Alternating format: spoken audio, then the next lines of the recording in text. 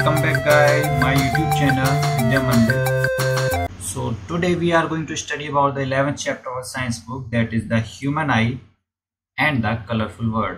इस चैप्टर में पढ़ने वाले हैं ह्यूमन आई के बारे में, डिफेक्ट्स ऑफ विजन के बारे में, उनके करेक्शन के बारे में एंड कुछ ऐसे नेचुरल फिनोमिना जो हमारे सराउंडिंग होते हैं। इस चैप्टर को प्रिपेयर किया है मैंने, द्रोण शर्मा। सो गाइस, देर ना करते हुए हम आगे चलते हैं और समझ लेते हैं जो आपका सबसे पहला टॉपिक है ह्यूमन आई। ह्यूमन आई हमारी बॉडी का सबसे ज़्यादा सिग्निफिकेंट सेंस ऑर्गन है जो मदद करता है हमारी आसपास की कलरफुल चीज़ों को देखने के लिए। एक्चुअल में हमारी ह्यूमन आई एक कैमरा की तरह होती है। जिस तरीके से कैमरा ऑब्जेक्ट की इमेज कैप्चर करके एक स्क्रीन पर दिखाता है, उसी तरीके से हमारी आई भी किसी भी ऑब्जेक्ट की इमेज कैप्चर करके हमारी रेटिना पे दिखाती है। तो इसके बारे में डिटेल में पढ़ने के लिए हम आगे चलते हैं और आई के कुछ पार्ट्स को समझ लेते हैं कि किस तरीके से आई के पार्ट्स हमारी हेल्प करते हैं। तो आपकी स्क्रीन पर आई का एक फिगर है, इसको हम ध्यान से देखेंगे कि इसमें सबसे पहला पार्ट रेटिना है जो आप देख सकते हैं। ये येलो कलर की लाइनिंग जो सबसे पीछे होती है रेटिना होती है, जहां पर आपके ऑब्जेक्ट की कोई भी इमेज फॉर्म होती है। नेक्स्ट है आपका कॉर्निया, एक आउटर मोस्ट कवरिंग हमारी आई की, जहां पर रिफ्रैक्शन ऑफ लाइट स्टार्ट होता है हमारी आई के अंदर आने से पहले। नेक्स्ट है आपका क्रिस्टलाइन लेंस जो डिस्टेंट ऑब्जेक्ट एंड उसके साथ साथ नियर बाई ऑब्जेक्ट को क्लियरली देखने में हमारी मदद करता है। फिर आती है हमारी आइरिस जो हमारी आई का कलर भी डिटरमाइन करती है और हमारी आई के अंदर आने वाली लाइट को भी कंट्रोल करती है। एक्चुअल में आइरिस का काम है हमारे नेक्स्ट पार्ट प्यूपिल को कंट्रोल करना। प्यूपिल एक छोटा सा होल होता है जो आइरिस के बीच में होता है, जिसका मेन काम है हमारी आई के अंदर आने वाली लाइट को कंट्रोल करना। नेक्स्ट है हमारा सिलेरी मसल्स। सिलेरी मसल्स का काम होता है हमारे लेंस की थिकनेस को कंट्रोल करना। अगर हमें डिस्टेंट ऑब्जेक्ट देखना होगा, फोकल लेंथ ज्यादा चाहिए, उसके लिए हमारा लेंस थिन हो जाता है। लेकिन जब हमें नियर बाई ऑब्जेक्ट्स देखने हैं तो लेंस की फोकल लेंथ कम करनी पड़ेगी, उसके लिए हमारा लेंस थिक हो जाता है। सो गाइज, ये सारा कंट्रोल करने के लिए हमारी सिलेरी मसल्स हेल्प करती हैं। नेक्स्ट है आपकी ऑप्टिक नर्व्स। जब लाइट लेंस से आके आपके रेटिना पे चली जाती है, रेटिना पर ये इमेज सेंस कर ली जाती है कुछ सेल्स के द्वारा, और फिर ये सेल्स नर्व्स को इंपल्स भेज देती हैं और ये इंपल्स सीधे ब्रेन में चली जाती है। नेक्स्ट है आपका blind spot. Blind spot actual में एक जंक्शन होता है जहां पर आपकी रेटिना एंड ऑप्टिक नर्व्स आपस में मिलती हैं। यहां पर एक्चुअल में कोई भी इमेज फॉर्म नहीं होती। नेक्स्ट है आपका येलो स्पॉट जो आप स्क्रीन पर देख सकते हैं। ये वो एरिया है जहां पर मोस्टली आपके ऑब्जेक्ट की इमेजेस फॉर्म होती हैं। नेक्स्ट है आपका एक्विस ह्यूमर। एक्विस ह्यूमर होता है एक लिक्विड जो नरिशमेंट करता है कॉर्निया का, और कॉर्निया एंड लेंस के बीच में ये फिल्ड अप रहता है। और नेक्स्ट ह्यूमर है आपका vitreous humour, means crystalline lens and retina के बीच जो लिक्विड फिल रहता है उसको बोलते हैं विट्रस ह्यूमर। सो गाइस, जब हम आई की फंक्शनिंग के बारे में पढ़ लेते हैं तो आप स्क्रीन पर देख सकते हैं कि आई के अंदर जैसे ही लाइट जाती है तो लेंस से होने के बाद वो सीधे पहुंचती है हमारे रेटिना पर। रेटिना पे पहुंचने के बाद वहां से वो लाइट एक इमेज फॉर्म करा देती है और रेटिना से वो इमेज हमारे ऑप्टिक नर्व्स की हेल्प से ब्रेन पर चली जाती है। सो गाइस, आई लेंस एक इमेज बनाता है लाइट सेंसिटिव स्क्रीन पर जिसको कहते हैं रेटिना। लाइट एंटर करती है आई से एक ट्रांसपेरेंट मेम्ब्रेन के जरिए। उस ट्रांसपेरेंट मेम्ब्रेन का नाम है कॉर्निया जो हमारी आउटर मोस्ट कवरिंग होती है आई की। कॉर्निया के पीछे एक मस्कुलर डायफ्राम होता है जिसका नाम है आइरिस। इस आइरिस का मेन काम होता है प्यूपिल को कंट्रोल करना। मींस प्यूपिल एक छोटे से होल का नाम है जिससे लाइट एंटर करती है। जब लाइट प्यूपिल से एंटर कर जाती है तो पहुंचती है क्रिस्टलाइन लेंस पर। तो क्रिस्टलाइन लेंस का काम है जो लाइट आई है उसको फोकस कर देना हमारे रेटिना पे। आगे बात आती है कि अब ये इमेज किस तरीके से हमारे रेटिना में फॉर्म होगी, क्योंकि कभी लाइट बहुत दूर से आ रही है, कभी पास से आ रही है। तो ये सारा काम करने के लिए सिलेरी मसल्स हेल्प करती है लेंस की थिकनेस को चेंज करने के लिए, जिससे near by objects and distant object को क्लियरली देखा जा सके। और इसके लिए सिलेरी मसल्स हमारे लेंस की फोकल लेंथ को कम या ज्यादा कर देती है। नेक्स्ट, ये जो इमेज फॉर्म होती है, इस इमेज को सेंसिटिव सेल्स जो रेटिना पर प्रेजेंट हैं वो सेंस कर लेती हैं और इलेक्ट्रिकल सिग्नल्स बनाकर उनको ऑप्टिक नर्व्स के जरिए ब्रेन में भेज देती हैं। फिर ब्रेन में जाकर इनकी प्रोसेसिंग होती है and after processing we come to know about the image what is formed on our retina. So guys, हम आगे चलते हैं और पावर ऑफ एकोमोडेशन को समझ लेते हैं। आप स्क्रीन पर देख रहे हैं कि किस तरीके से हमारी आई का लेंस थिक हो रहा है एंड थिन हो रहा है। तो ये थिकनेस एंड थिननेस कंट्रोल की जाती है सिलेरी मसल्स के द्वारा। आप ध्यान से देखेंगे तो एक्चुअल में हमारा आई लेंस की जो नेचर होती है वो कन्वर्जिंग होती है, मीन्स वो लाइट को कन्वर्ज करता है। सो हम कह सकते हैं आई लेंस की वो एबिलिटी जो एडजस्ट करने में हेल्प करती है फोकल लेंथ को, उसको हम बोलते हैं एकोमोडेशन। तो मिनिमम डिस्टेंस जिस पर कोई भी ऑब्जेक्ट बिल्कुल साफ साफ दिखाई दे सकता है उसको हम बोलते हैं least distance of distinct vision, in short LDDV। इसको हम नियर पॉइंट ऑफ द आई भी कहते हैं। और वो मैक्सिमम डिस्टेंस, वो सबसे दूर की डिस्टेंस जिस पर कोई भी ऑब्जेक्ट क्लियरली दिखाई दे सकता है, उसको हम बोलते हैं फार पॉइंट ऑफ द आई। एक नॉर्मल आई के लिए नियर पॉइंट होता है 25 सेंटीमीटर एंड फार पॉइंट होता है इनफाइनाइट। मीन्स हम मिनिमम 25 सेंटीमीटर तक कोई भी ऑब्जेक्ट को क्लियरली देख सकते हैं एंड मैक्सिमम इनफाइनाइट डिस्टेंस तक किसी भी ऑब्जेक्ट को हम क्लियरली देख सकते हैं। फॉर एग्जाम्पल हम कह सकते हैं स्टार्स जो बहुत दूर हैं, बहुत दूर हमसे, लेकिन हम उनको फिर भी क्लियरली देख सकते हैं। सो गाइज, आगे चलते हैं और अब समझ लेते हैं डिफेक्ट्स ऑफ विजन के बारे में। पहला डिफेक्ट है आपका मायोपिया। कोई भी पर्सन जिसको मायोपिया है वो पास के ऑब्जेक्ट्स को क्लियरली देख सकता है, लेकिन वो दूर के ऑब्जेक्ट्स को साफ साफ नहीं देख पाता। तो मायोपिया को हम इसीलिए नियर साइटेडनेस या फिर शॉर्ट साइटेडनेस भी कह सकते हैं। एक्चुअल में ऐसा क्यों होता है? रीजन इसका ये है कि जो हमारी आई का फारदेस्ट पॉइंट है, मींस दैट इज इनफाइनाइट, वो इनफाइनाइट से चेंज होगा, किसी फाइनाइट पोजीशन पे आ जाता है। इसको हम फिगर बनाकर देखते हैं कि आपकी ये आई है, ओ पॉइंट वो डिस्टेंस है जहां पर आपका फारदेस्ट पॉइंट इनफाइनाइट से फाइनाइट पर आ चुका। अब इस पॉइंट से आने वाली रेज हमारी आई पर बनती हैं, लेकिन अगर हम अब ध्यान से सोचें कि अगर लाइट फारदेस्ट पॉइंट से आ रही है, मीन्स अगर इनफाइनाइट से आ रही है, तो इसका मतलब हमारी आई के रेटिना तक वो लाइट नहीं पहुंच पाएगी। तो इसके लिए हम दोबारा से एक और आई बना लेते हैं। इनफाइनाइट पर कोई हम ऑब्जेक्ट रख लेते हैं, इनफाइनाइट से आने वाली लाइट हमारी रेटिना पर इमेज नहीं बनाती, means in front of retina image form हो जाती है। सो गाइज, इससे हमें पता चलता है कि इस डिफेक्ट के दो रीजन हो सकते हैं। फर्स्ट रीजन कि हमारी आई लेंस का जो कर्वेचर है वो बहुत ज्यादा बढ़ गया है। दैट मीन्स हम कह सकते हैं कि हमारी आई की फोकल लेंथ कम हो चुकी है। एंड सेकंड रीजन है कि हमारी आई बॉल ज्यादा बड़ी हो गई है, क्योंकि अगर आई बॉल बड़ी हो गई है तभी हमारी रेटिना पर इमेज फॉर्म ना होकर वो रेटिना से पहले इमेज फॉर्म हो पा रही है। अगर हम इसके करेक्शन की बात करें तो इसके लिए हम दोबारा से एक और आई का रे डायग्राम फॉर्म कर लेते हैं।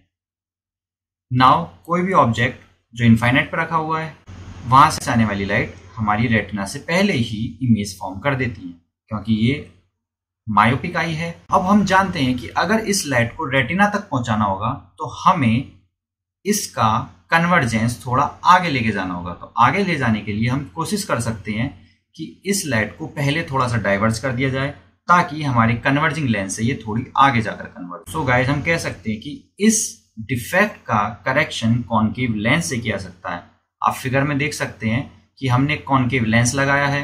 कॉनकेव लेंस से लाइट पहले डाइवर्ज होती है, देन हमारी रेटिना पर आकर कन्वर्ज हो जाती है। सो गाइस, अब ये क्लियर है कि कॉनकेव लेंस से मायोपिक आई का डिफेक्ट करेक्ट किया जा सकता है। नेक्स्ट डिफेक्ट की बात करते हैं तो आपका नेक्स्ट डिफेक्ट होगा हाइपरमेट्रोपिया। अगर कोई पर्सन हाइपरमेट्रोपिया से परेशान है तो वो दूर की चीजों को तो बहुत क्लियरली देख सकता है, लेकिन जो बहुत पास के ऑब्जेक्ट हैं उनको क्लियरली नहीं देख सकता। तो इस तरह की बीमारी को कहते हैं हम हाइपरमेट्रोपिया, और इसका दूसरा नाम फार साइटेडनेस या फिर लॉन्ग साइटेडनेस कह सकते हैं। बेसिकली गाइज, अगर हम यहाँ ध्यान से सोचें तो ये समझ आता है कि जब फार साइटेडनेस है, दैट मीन्स हम फार ऑब्जेक्ट्स तो देख पा रहे हैं लेकिन नियर ऑब्जेक्ट्स को देख नहीं पा रहे। इसका मतलब ये हुआ कि हमारा नियर पॉइंट 25 सेंटीमीटर से आगे चला जाता है। तो इसको समझने के लिए हम एक और रे डायग्राम बना लेते हैं आई का। ये ओ डैश हमारा नियर पॉइंट है जो 25 सेंटीमीटर पर है, जो चेंज होकर आपका ओ पर पहुंच गया। मीन्स हमारा नियर पॉइंट 25 सेंटीमीटर से ज्यादा होकर आगे चला जाता है। अगर हम ओ पॉइंट से लाइट आई पर इंसिडेंट करें तो उसकी इमेज फॉर्म होती है हमारे रेटिना पर। बट ये जो आई है हाइपरमेट्रोपिक आई है, मींस हमारा नियर पॉइंट अपनी पोजीशन छोड़ के आगे जा चुका है। सो गाइज, अगर कोई ऑब्जेक्ट हमारे नियरेस्ट पॉइंट पर रखा है तो उसकी इमेज बेसिकली हमारे रेटिना से पीछे बननी चाहिए। तो इसको समझने के लिए हम एक और रे डायग्राम बना लेते हैं। इस पर हमने nearest point that is 25 centimetre away from the lens हमने ले लिया है। अब यहां से कोई भी लाइट आती है तो वो कन्वर्ज होकर हमारी रेटिना के पीछे पहुंच जाती है। दैट मीन्स अब हमारी इमेज रेटिना के पीछे फॉर्म हो रही है। तो इसको हम ध्यान से देखें तो इसके डिफेक्ट के दो रीजन हो सकते हैं। द फर्स्ट रीजन इज कि इसकी फोकल लेंथ जो है वो बहुत ज्यादा बढ़ गई है, इसीलिए हमारा जो नियर पॉइंट था वो आगे जा चुका है। एंड सेकेंड रीजन इज कि हमारी आई बॉल जो है वो बहुत ज्यादा छोटी हो गई है, जिस वजह से हमारी जो इमेज फॉर्म हो रही है रेटिना पर ना होकर रेटिना से आगे हो जाती है। अगर उसके करेक्शन की बात करें तो इसको समझने के लिए, करेक्शन को समझने के लिए हम एक और दोबारा से रे डायग्राम ऑफ आई बना लेते हैं। ये आपका आई है, एक पॉइंट है ओ जो इसका नियर पॉइंट है हाइपरमेट्रोपिक आई का, जो अपनी एक्चुअल डिस्टेंस छोड़ के आगे जा चुका है। वहां से जब लाइट आती है तो उसकी इमेज फॉर्म होती है रेटिना के पीछे। लेकिन अगर हम ध्यान से देखें कि अगर इस लाइट को थोड़ा पहले ही कन्वर्ज कर दिया जाए, पहले ही सिकोड़ दिया जाए, तो हमारी इमेज जो फॉर्म होगी वो रेटिना पे फॉर्म होगी। तो इसके लिए हम क्या करते हैं, इसके करेक्शन के लिए हम कॉन्वेक्स लेंस का यूज कर लेते हैं। तो अगर हम स्क्रीन पर देखें कि हमने कॉन्वेक्स लेंस लगा दिया है, अब कॉन्वेक्स लेंस से पहले लाइट कन्वर्ज होगी, फिर उसके बाद आगे जाकर रेटिना पर इमेज फॉर्मेशन हो जाएगी। सो गाइज, आपका ये आई होप क्लियर हो गया होगा कि मायोपिक डिफेक्ट के लिए हम कॉनकेव लेंस का यूज करते हैं क्योंकि हमें लाइट थोड़ा सा बाद में जाके कन्वर्ज करानी है। लेकिन हाइपरमेट्रोपिया में हम कॉन्वेक्स लेंस यूज करते हैं क्योंकि हमें लाइट को पहले ही कन्वर्ज करा देना। तो गाइज, हमारा नेक्स्ट डिफेक्ट ऑफ विजन है प्रेसबायोपिया, जो एक्चुअल में बूढ़े लोगों में होता है क्योंकि वो अपने पास की चीजों को कंफर्टेबली और डिस्टिंक्टली बिना करेक्टिव ग्लास के नहीं देख पाते, क्योंकि उनका नियर पॉइंट अपनी जगह छोड़कर आगे जा चुका है। तो उनको पास की चीजों को पढ़ने में भी दिक्कत होती है और इसके साथ साथ वो दूर की चीजों को भी क्लियर नहीं देख पाते हैं। ध्यान से सोचें तो इस डिफेक्ट के होने के जो रीजन है उनमें फर्स्ट रीजन है कि जो हमारी सिलेरी मसल्स हैं वो वीक हो चुकी हैं, जिस वजह से वो सिलेरी मसल्स हमारे लेंस की कन्वर्जेंस को कंट्रोल नहीं कर पा रही हैं, मींस हमारी पावर ऑफ एकोमोडेशन कम हो चुकी है। एंड सेकंड रीजन हो सकता है कि जो हमारा आई लेंस है उसकी फ्लेक्सिबिलिटी भी कम हो गई है, मींस जितना हमारी सिलेरी मसल्स उस लेंस को थिक या थिन करना चाहती हैं, लेंस उतना थिक या थिन नहीं हो पा रहा है। तो इस तरह के डिफेक्ट को सही करने के लिए हम यूज करते हैं बाइफोकल लेंस। बाइफोकल लेंस इस तरह के लेंस होते हैं जिसमें नीचे की तरफ पास का ऑब्जेक्ट देखने के लिए मीन्स हम कॉन्वेक्स लेंस यूज करते हैं, और ऊपर की तरफ दूर का ऑब्जेक्ट देखने के लिए मीन्स हम कॉनकेव लेंस यूज करते हैं। सो ये आपका क्लियर हो गया होगा। आगे चलते हैं और आपका नेक्स्ट डिफेक्ट होगा कैटरेक्ट। तो इसमें हमारी आई लेंस के ऊपर एक छोटी सी परत जम जाती है, एक छोटी सी मेम्ब्रेन जम जाती है, क्लाउडिंग फॉर्मेशन हो जाती है, जिससे हमारे विजन में दिक्कत होने लगती है, हमें साफ दिखाई नहीं देता। और ये विजन लॉस होता है हमारे लेंस की ओपेसिटी बढ़ने की वजह से, मतलब हमारे लेंस की ट्रांसपेरेंसी कम हो जाती है, लाइट पूरी तरीके से हमारे रेटिना तक नहीं पहुंच पाती है और ना ही फोकस हो पाती है, इस वजह से हमारा विजुअल लॉस हो जाता है। आप स्क्रीन पर देख सकते हैं दोनों आई, जो लेफ्ट आई है वो नॉर्मल आई है, लेकिन जो राइट आई है वो एक कैटरेक्ट से डिफेक्टेड आई है। इस आई में एक क्लाउड फॉर्मेशन हो चुकी है। तो अगर हम बात करते हैं कि ये डिफेक्ट कैसे होता है, तो इस डिफेक्ट को होने का रीजन है कि एक प्रोटीन की लेयर फॉर्म हो जाती है हमारे आई लेंस पे।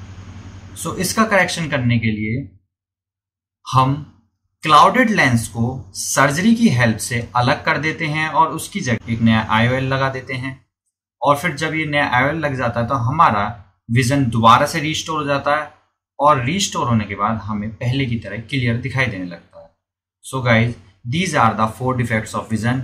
अब हम बात कर लेते हैं रिफ्रैक्शन ऑफ लाइट की प्रिज्म से। सो गाइज, जब लाइट पास होती है ग्लास प्रिज्म से तो ये दो बार बेंड होती है। एक बार तो जब वो एयर से गिलास में जाती है एंड सेकेंड टाइम जब वो गिलास से एयर में आती है। सो ऑन योर स्क्रीन ये आपका एक प्रिज्म है जिसमें ये दो रिफ्रैक्टिंग सरफेस हैं and this is your angle of prism, means the angle between the inclination of two reflecting surfaces is called angle of prism। जब लाइट एक सरफेस से आती है तो दूसरे सरफेस से बेंड होकर निकल जाती है। सो गाइज अगर इसका हम लेटरल क्रॉस सेक्शन देखें तो इस तरीके से होगा कि ये एक हमारा प्रिज्म है जिसमें A B air glass interface होगा जहां पर एयर से लाइट ग्लास के अंदर आएगी एंड ए सी आपका ग्लास एयर इंटरफेस होगा जहां पर लाइट ग्लास से एयर में जाएगी। सो गाइज पी क्यू एक लाइट है जो एयर ग्लास इंटरफेस पर क्यू पर मिलती है। जब ये यहां से एंटर करती है तो ये आर पर पहुंचती है, आर के बाद जब ये बाहर निकलती है तो ये एस पर पहुंच जाती है। सो गाइज यहां पर लाइट दो बार बेंड हुई है रिफ्रैक्शन की वजह से, पहले एयर ग्लास इंटरफेस पर एंड फिर अगेन ग्लास एयर इंटरफेस। तो अगर हम at the point of refraction normal बना लेते हैं N1 एंड N2 तो आपके मिल जाते हैं angle of incidence and angle of emergence and angle of refraction भी आपको पता चल जाता है। इंसिडेंट रे एंड इमर्जेंट रे को अगर आगे की तरफ बढ़ाएं तो वो जहां पर भी एक दूसरे को इंटरसेक्ट करती हैं उस एंगल को हम एंगल डी बोलते हैं, यानी कि इमर्जेंट रे एंड इंसिडेंट रे के बीच में जो एंगल बनता है उसको बोलते हैं हम angle of deviation. Now the sum of angle of incidence and angle of emergent equal to the sum of angle of prism and angle of deviation। So guys ये बहुत इंपॉर्टेंट फॉर्मूला है, I hope आप ये याद रखेंगे। आगे चलते हैं डिस्पर्सन ऑफ लाइट के बारे में पढ़ने के लिए। जब एक व्हाइट लाइट की बीम किसी ग्लास प्रिज्म से पास होती है तो वो टूट कर बैंड ऑफ कलर्स में टूट जाती है। इन बैंड ऑफ कलर्स को बोलते हैं स्पेक्ट्रम। और ये जो पूरी प्रोसेस है एक व्हाइट लाइट का कलर्स में टूट जाना, उसके कंपोनेंट कलर्स में अलग हो जाना, इसको बोलते हैं dispersion of white light. So guys इसको हम फिगर की हेल्प से समझने की कोशिश करते हैं। ये आपकी स्क्रीन पर एक ग्लास प्रिज्म है जिसके 3 एजेस हैं A B C. A C surface के आगे हम एक स्क्रीन लगा देते हैं। जब white light A B surface से एंटर करती है तो पहले वो रिफ्रैक्ट होती है, डिस्पर्स हो जाती है, टूट जाती है and then A C surface से बाहर निकलने के बाद स्क्रीन पर कलर फॉर्म करती है and these colours are red, orange, yellow, green, blue, indigo and violet. In short हम इसको याद कर सकते हैं नीचे से ऊपर की तरफ VIBGYOR. Incident ray and emergent रे को आगे बढ़ाएं तो जहां पे भी रेड कलर की रे इंसिडेंट रे को कट करती है वो होगा आपका angle of deviation for red light and जहां पर वायलेट रे आपकी इंसिडेंट रे को इंटरसेक्ट करती है वो हो गया आपका angle of deviation for violet light.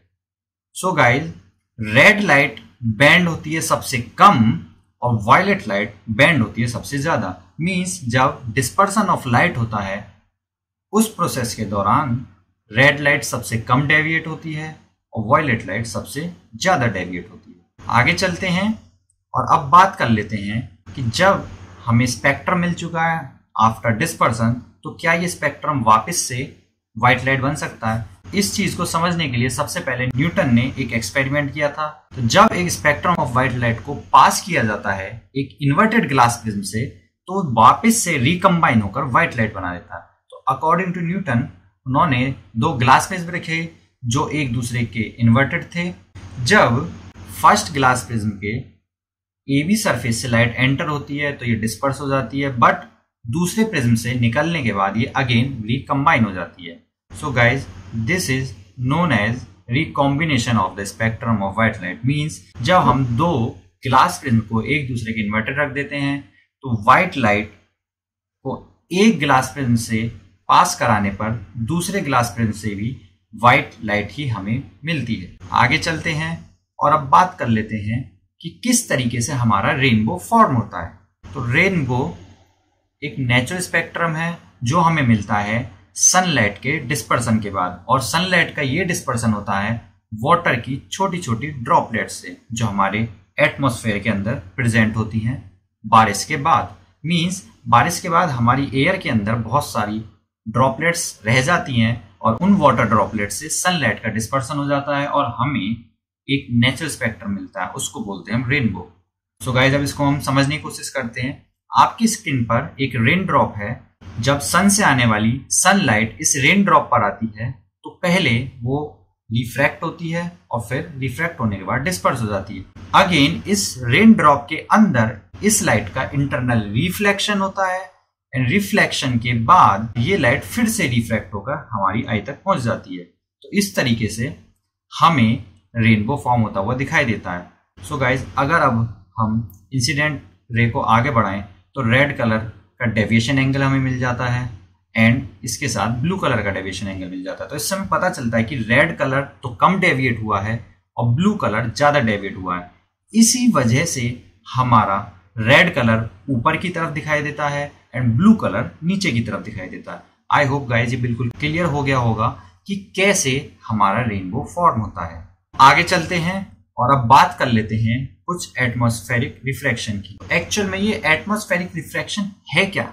जब रिफ्रैक्शन ऑफ लाइट अर्थ के एटमॉस्फेयर से होता है उसको बोलते हैं हम एटमॉस्फेरिक रिफ्रैक्शन। अपनी स्क्रीन पर ध्यान से देखें तो ये जो एरोप्लेन है, इस एरोप्लेन के नीचे की तरफ कुछ एयर स्ट्रीम्स हैं, जिस वजह से हमें जो एरोप्लेन के पीछे के ऑब्जेक्ट्स हैं वो बहुत ज्यादा फ्लिकरिंग होते हुए दिखाई दे रहे हैं, हिलते हुए दिखाई देते हैं। एक और इमेज देखें, ये एक डेजर्ट की इमेज है जिसमें हमें एक डमी नाम से जो बोर्ड बना हुआ है वो बोर्ड हमें हिलता हुआ दिखाई देता है, जैसे वो फ्लिकर कर रहा हो। सो गाइज, यही आपका पहला नेचुरल फिनोमेना हुआ जो एटमॉस्फेरिक रिफ्रैक्शन का है और इसको हम बोलते हैं वेवरिंग और फ्लिकरिंग ऑफ ऑब्जेक्ट्स, मतलब ऑब्जेक्ट्स का हिलना। मीन्स हम जानते हैं हॉट एयर हल्की होने की वजह से ऊपर उठती रहती है, लेकिन जो कोल्ड एयर होती है उसकी जगह आकर लेने लगती है, फिर वो हॉट होकर ऊपर जाती है। तो इस तरीके से हमारा एटमॉस्फेयर कंटिन्यूसली चेंज होता रहता है। तो इस वजह से जब हम उस हॉट टर्बुलेंट एयर के आर पार देखने की कोशिश करते हैं तो हमें उसके पीछे के ऑब्जेक्ट्स हिलते हुए दिखाई देते हैं, क्योंकि फिजिकल कंडीशन जो है रिफ्रैक्टिंग मीडियम की, मीन्स जो हमारा मीडियम है एयर है, उस रिफ्रैक्टिव मीडियम की फिजिकल कंडीशंस स्टेशनरी नहीं है, एक जैसी नहीं है, वो कंटिन्यूसली चेंज हो रही हैं। तो जो एपरेंट पोजीशन होगी ऑब्जेक्ट की वो एक्चुअल में हमें फ्लक्चुएट होती हुई दिखाई देगी। सो गाइज, अब हम आगे चलते हैं एंड नेक्स्ट फिनोमेना के बारे में बात करते हैं। आपका नेक्स्ट फिनोमेना है twinkling and apparent positions of star. तो पहले ट्विंकलिंग की बात कर लेते हैं, मतलब तारों का रात में टिमटिमाना। सो गाइज, इसको समझने की कोशिश करते हैं। एक्चुअल में स्टार्स हमसे इनफाइनाइट डिस्टेंस पर होते हैं, तो वहां से आने वाली जो लाइट होती है वो एक पॉइंट सोर्स लाइट होती है और वहां से लेकर हमारी आई के बीच में जो एटमॉस्फेयर है वो कई जगह पे डेंस हो जाता है, कई जगह पे बहुत खत्म ही हो जाता है, किसी जगह पे बहुत ज्यादा रेयर हो जाता है। मीन्स हमारा जो एटमॉस्फेयर होता है वो कंटिन्यूसली नहीं होता। तो वहां से आने वाली एक पॉइंट सोर्स लाइट कभी कभी हमारी एब्जॉर्ब हो जाती है और कभी कभी हम तक पहुंच जाती है। तो जब वो लाइट हम तक पहुंच पा रही है, हम उसको देख पा रहे हैं, तब तक वो हमें स्टार दिखाई देगा। लेकिन जब वो लाइट रास्ते में ही एब्जॉर्ब हो जाती है तो हमें स्टार नहीं दिखाई देता। यही रीजन है कि हमें स्टार्स ट्विंकलिंग होते हुए दिखाई देते हैं। हमारे एटमॉस्फेयर की लेयर्स कंटिन्यूसली मूव कर रही हैं, हमें एक स्टेशनरी एटमॉस्फेयर नहीं मिल पा रहा है।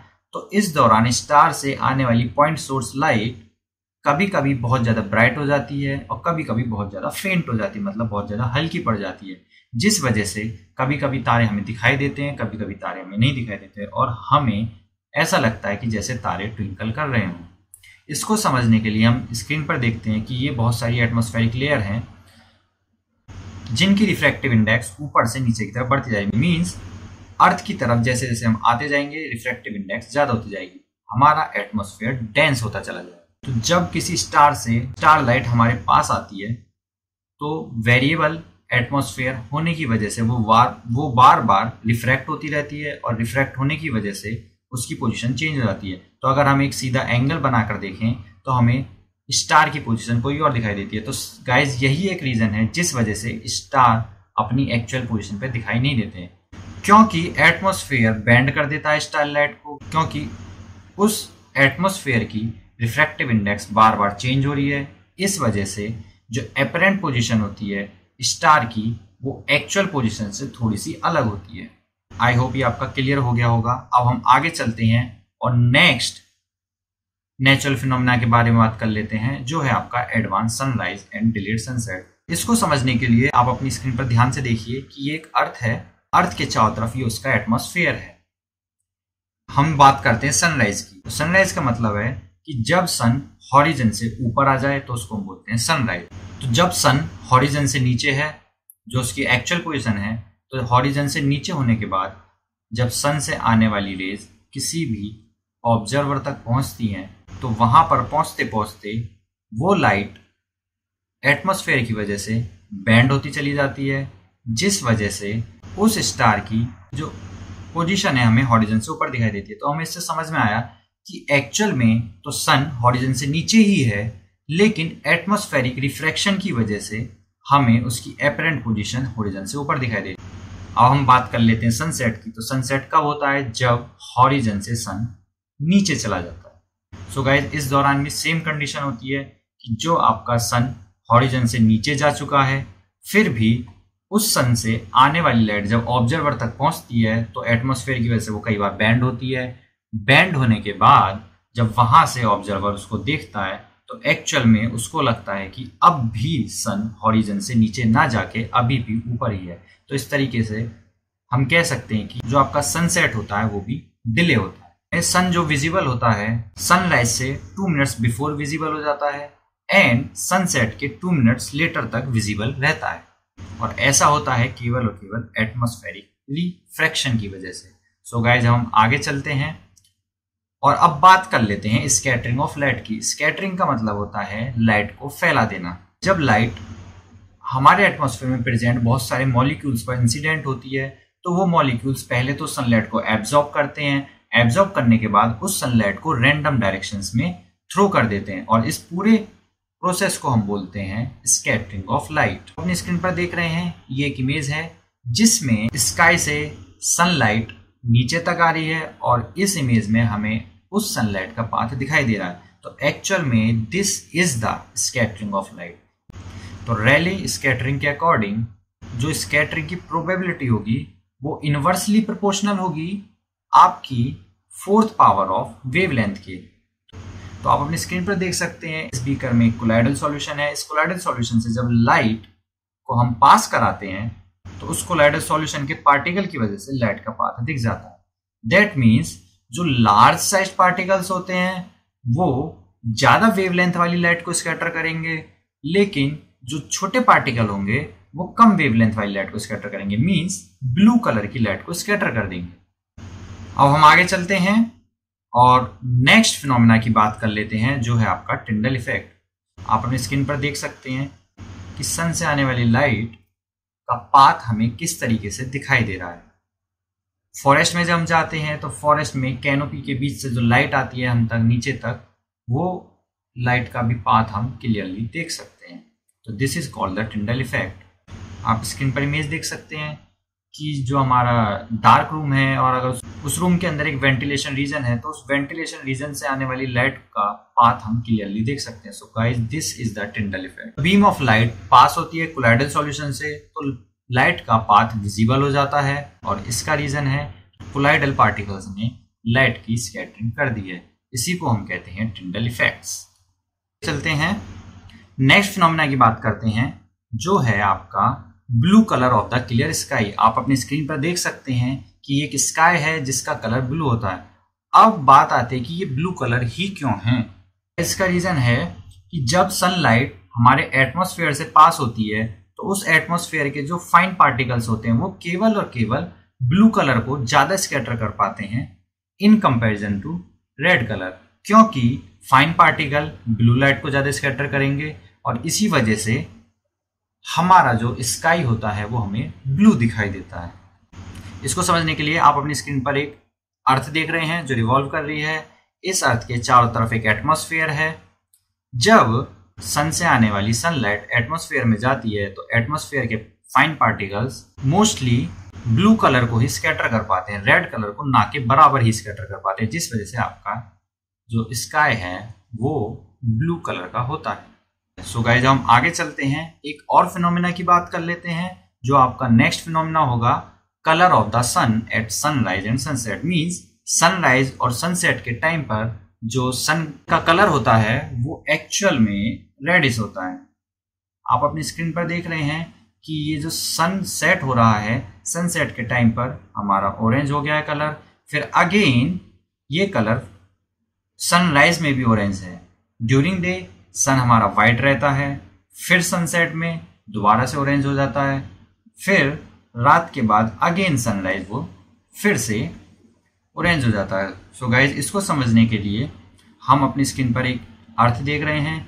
उस अर्थ का एक एटमॉस्फेयर है।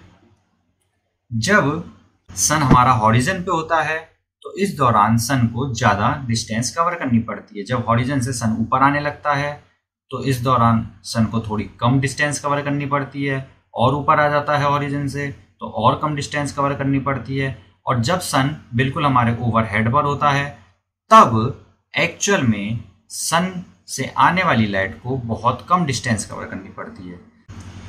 सो गाइस, हम कह सकते हैं कि जब सन हॉरिजन के पास था तब सन से आने वाली सनलाइट को हमारी अर्थ के एटमॉस्फेयर में ज़्यादा डिस्टेंस कवर करनी पड़ी, लेकिन जब सन ओवरहेड हो गया, मीन्स हमारे सिर के ऊपर पहुंच जाता है, तब सन से आने वाली सनलाइट को कम डिस्टेंस कवर करनी पड़ती है। तो इसका मतलब ये हुआ कि जब लाइट को ज़्यादा डिस्टेंस कवर करनी पड़ती है तब शॉर्टर वेवलेंथ की लाइट एब्जॉर्ब हो जाती है और लार्जर वेवलेंथ की लाइट हम तक पहुंच पाती है। लेकिन जब कम डिस्टेंस कवर करनी पड़ रही है एटमॉस्फेयर के अंदर तो शॉर्टर वेवलेंथ की लाइट्स भी हम तक आ पाती हैं और लार्जर वेवलेंथ की भी आ पाती हैं, मीन्स सारी लाइट्स हम तक आ जाती हैं, तो हमें सन वाइट दिखाई देता है। आगे चलते हैं और इन सारे एटमॉस्फेरिक फिनोमिनास को सम अप करके एक समरी की फॉर्म में पढ़ लेते हैं। तो जो आपके एटमॉस्फेरिक रिफ्रैक्शन की वजह से फिनोमिना मिले हैं उनमें फर्स्ट फिनोमिना था आपका फ्लिकरिंग या वेवरिंग ऑफ ऑब्जेक्ट्स, मीन्स जब हम हॉट एयर के पार कोई ऑब्जेक्ट को देखने की कोशिश करें तो वो हमें फ्लक्चुएट होता हुआ दिखाई देता है। नेक्स्ट आपका ट्विंकलिंग ऑफ स्टार्स, मतलब तारों का टिमटिमाना, मीन्स पॉइंट सोर्स लाइट जब हम तक पहुंचती है तो चेंज होते हुए एटमॉस्फेयर की वजह से कभी वो ब्राइट होती है और कभी वो फेड हो जाती है, जिस वजह से स्टार्स हमें ट्विंकल होते हुए दिखाई देते हैं। नेक्स्ट है आपका apparent position of star, means changing refractive index की वजह से हमें स्टार की पोजीशन कुछ और दिखाई देती है। नेक्स्ट है आपका advance sunrise, means actual sunrise से 2 मिनट्स पहले ही आपका सनराइज हो जाता है। नेक्स्ट है आपका डिलेड सनसेट, मीन्स सनसेट हो जाता है उसके बाद भी आपको 2 मिनट बाद तक ऐसा लगेगा कि सनसेट अभी होगा। नेक्स्ट है आपका कि सनसेट और सनराइज के टाइम पर जो आपका सन होता है उसकी जो डिस्क होती है वो थोड़ी सी फ्लैट हो जाती है। फिर अगर हम बात करें स्कैटरिंग ऑफ लाइट की तो इसमें पहला फिनोमिना था आपका टिंडल इफेक्ट, मतलब जब लाइट किसी भी मीडियम से जाती है तो उस मीडियम के पार्टिकल्स उस लाइट को एब्जॉर्ब करते हैं, एब्जॉर्ब करने के बाद रेंडमली डायरेक्शन में उसको रिलीज कर देते हैं और इस तरीके से हमें लाइट का पाथ दिखाई देने लगता है। नेक्स्ट है आपका blue colour of the sky, means जब सन से लाइट आती है तो हमारे एटमॉस्फेयर में आने के बाद एटमॉस्फेयर के फाइन पार्टिकल्स केवल ब्लू लाइट को स्कैटर कर पाते हैं और इस वजह से हमारे स्काई का कलर ब्लू हो जाता है। नेक्स्ट है आपका white colour of clouds, clouds के पार्टिकल्स कंपैरेटिवली बड़े होते हैं इसीलिए वो ब्लू लाइट के साथ साथ रेड कलर की लाइट को भी स्कैटर कर देते हैं, जिस वजह से हमें सारे कलर मिल जाते हैं और क्लाउड्स का कलर व्हाइट हो जाता है। नेक्स्ट है आपका सनराइज और सनसेट के टाइम पर सन का रेड हो जाना, मीन्स जब सनलाइट सनराइज और सनसेट के टाइम पर हमारे अर्थ तक आती है तो उस दौरान लाइट को हमारे अर्थ के एटमॉस्फेयर में ज्यादा डिस्टेंस कवर करनी पड़ती है। ज्यादा डिस्टेंस कवर करने की वजह से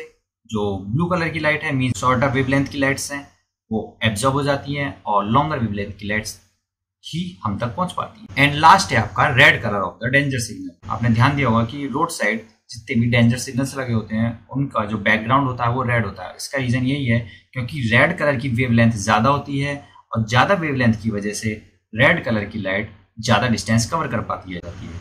so guys, this is the end of the chapter. I hope ये चैप्टर आपको क्लियर हो गया होगा। सो मेरे चैनल पर बने रहिए। अगर आप चाहते हैं कि नेक्स्ट अपलोडेड वीडियो सबसे पहले आपको पता चल जाए तो उसके लिए सब्सक्राइब बटन दबाना ना भूलें। आज के लिए बस इतना ही। Okay guys, stay safe, thanks for watching video, bye.